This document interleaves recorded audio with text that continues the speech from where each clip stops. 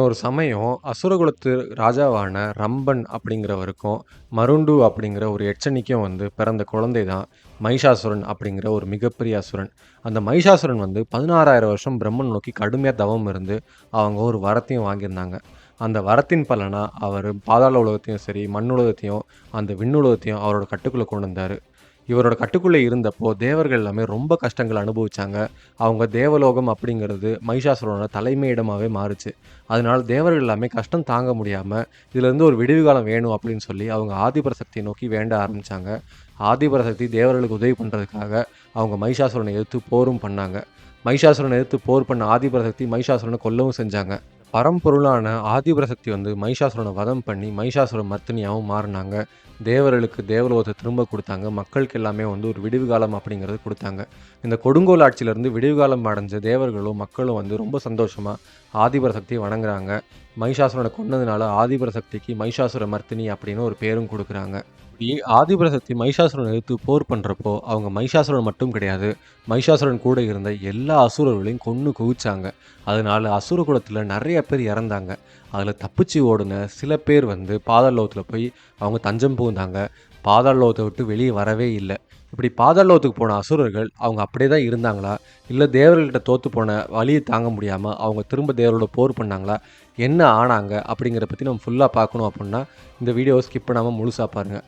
மகிஷாசுரனை பற்றியும் நமக்கு தெரியணும், மகிஷாசுரன் யார், அவன் எப்படி ஆதிபராசக்தியோட போர் பண்ணா அப்படிங்கிறத பற்றி தெரியணும் அப்படின்னா மகிஷாசுர மர்த்தினி அப்படின்ற ஃபுல் சீரீஸ் நம்ம சேனலில் நம்ம போட்டிருக்கோம். அதை போய் ஃபுல்லாக பாருங்கள்.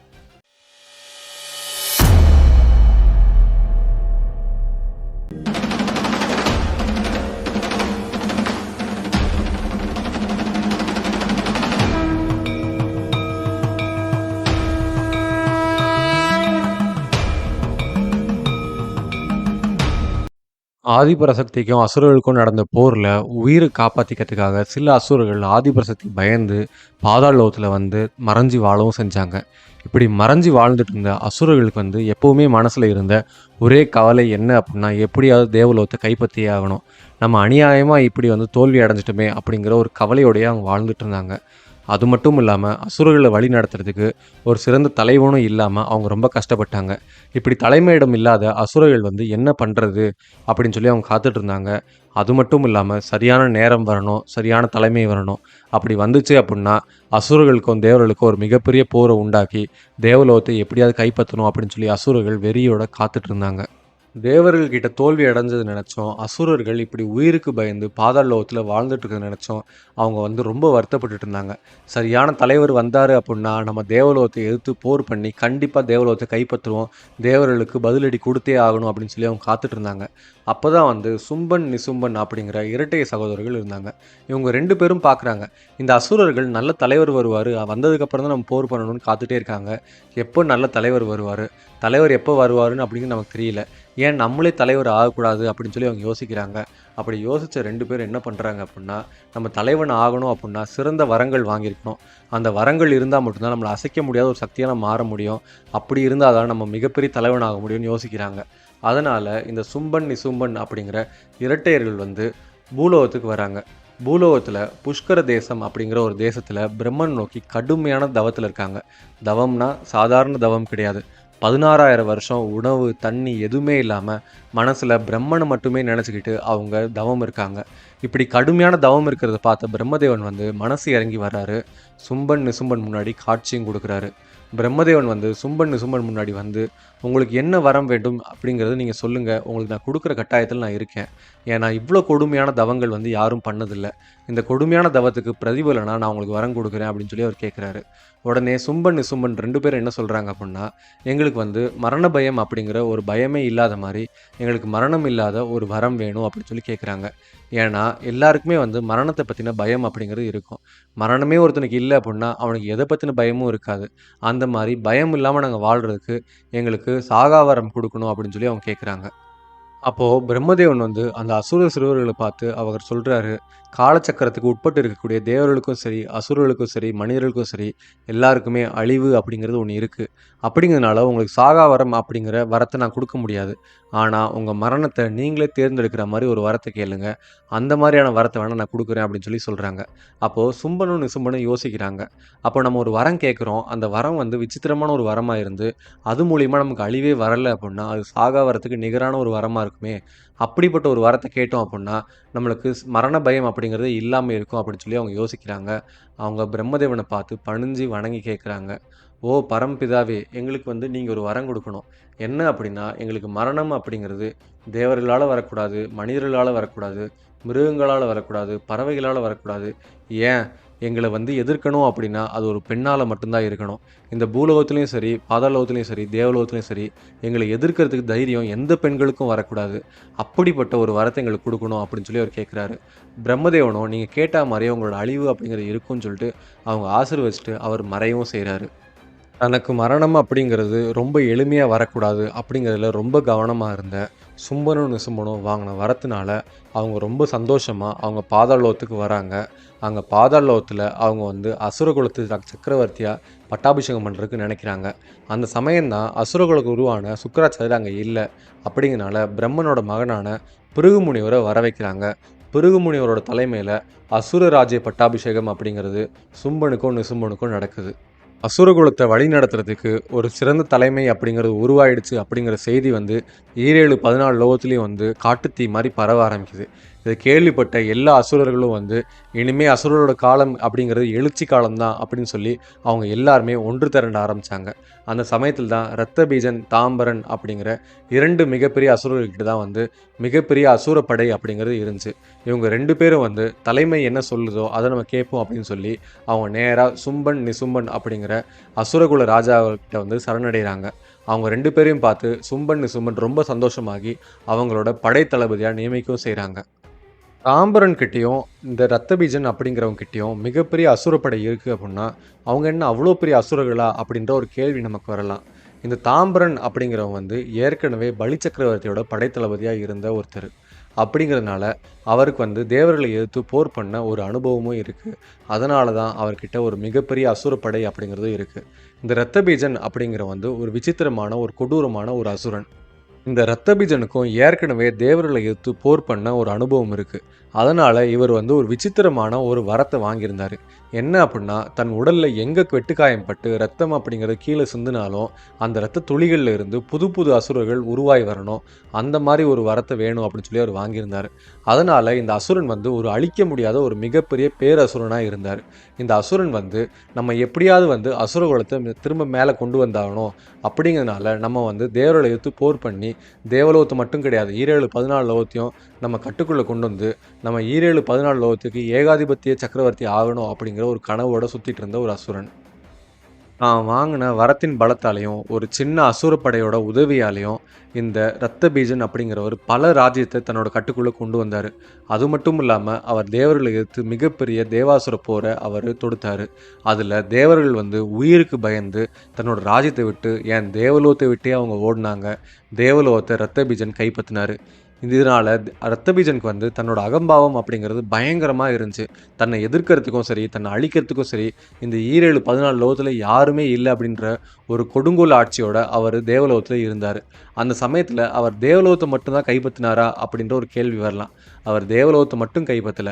அவர் என்ன பண்ணாரு அப்புட்ன்னா, குபேரன் இருக்கக்கூடிய குபேரப்பட்டினத்துக்கு போய் குபேரன விரட்டிட்டு, அங்க இருந்த செல்வங்கள் எல்லாத்தையும் கொள்ளையடிச்சாரு. தேவலோகத்துல கொண்டு வந்து வச்சாரு. அந்த தேவலோகத்துல தேவலோக மங்கைகளோட அவர் கூடி குழாவி ரொம்ப சந்தோஷமா இருந்தாரு. அது மட்டும் இல்லாம தேவர்களுக்கு மட்டுமே சொந்தமான அமிர்தத்தையும் அவர் குடிச்சாரு.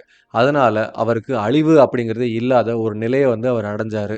அங்க இருக்கக்கூடிய காமதேனு, கற்பக விருட்சம் எல்லாத்தையுமே வந்து தன்னோட சுயநலத்துக்காக அவர் பயன்படுத்தவும் செஞ்சாரு. அதோட அவர் நிறுத்திக்காம, அவர் நேரா வந்து யமலோகத்துக்கும் போறாரு. யமனையும், யமனுக்கு துணையா இருக்கக்கூடிய திக்பாலர்களையும் அவர் போர் பண்ணி ஜெயிச்சு, அவங்கள யமலோகத்த விட்டு தொரத்திட்டு, அவரோட ராஜ்யத்தைய அங்கேயும் செலுத்தவும் செய்றாரு. இப்படி 14 லோகத்தையும் ஜெயிச்சு வந்த இந்த ரத்தபீஜனுக்கு ஒரு செய்தி அப்படிங்கிறது ஒண்ணு வருது. என்ன அப்படின்னா, அசுர குலத்துக்கு சர்வாதிகார பட்டாபிஷேகம் அப்படிங்கிறது ஒண்ணு நடந்திருக்கு. அது யாருக்கு அப்படின்னா, சும்பன், நிசும்பன் அப்படிங்கிற இரட்டைய சகோதர அசுரர்களுக்கு நடந்திருக்கு அப்படின்னு சொல்லி செய்தி வருது. இத கேட்ட உடனே ரத்தபீஜன் யோசிக்கிறாரு, அசுரர்களோட பலம் அப்படிங்கிறது ஓங்கி நிக்கணும் அப்படின்னா, நம்ம எல்லாருமே ஒற்றுமையா இருக்கணும்.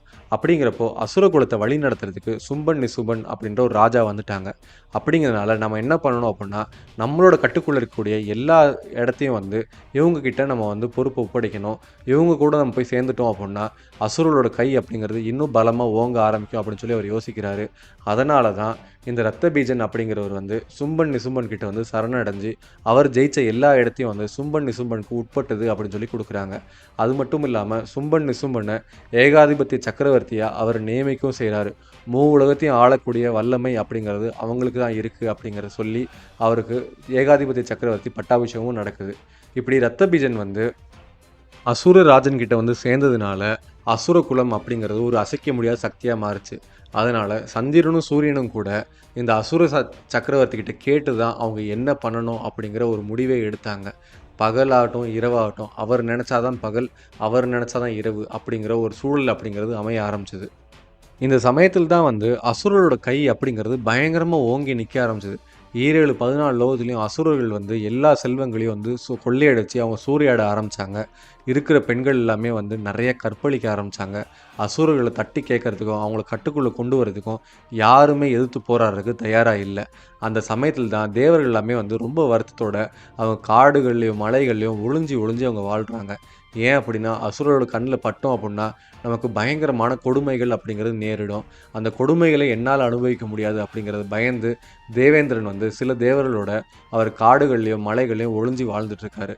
அந்த சமயத்தில் தான் தேவகுல குருவான பிரகஸ்பதி வந்து தேவேந்திரன வந்து சந்திக்கிறாரு. அப்போ தேவராஜனான இந்திரன் வந்து பிரகஸ்பதியை பார்த்து மிக வருத்தத்தோட அவர் கண்ணில் கண்ணீர் பொங்க அவர் வந்து கேட்குறாரு, எங்களுக்கு ஏன் இப்படி ஒரு கஷ்டம் அப்படிங்கிறது வரணும்? இந்த அசுரர்கள் எங்களை நிம்மதியாகவே இருக்க விட மாட்டாங்களா? எங்களுக்கு ஏன் இப்படி கஷ்டத்தை கொடுத்துட்ருக்காங்க அப்படின்னு சொல்லி கேட்குறப்ப தான் பிரகஸ்பதி சொல்கிறாரு, அசுரர்களோட நேரம் அப்படிங்கிறது வந்துருச்சு.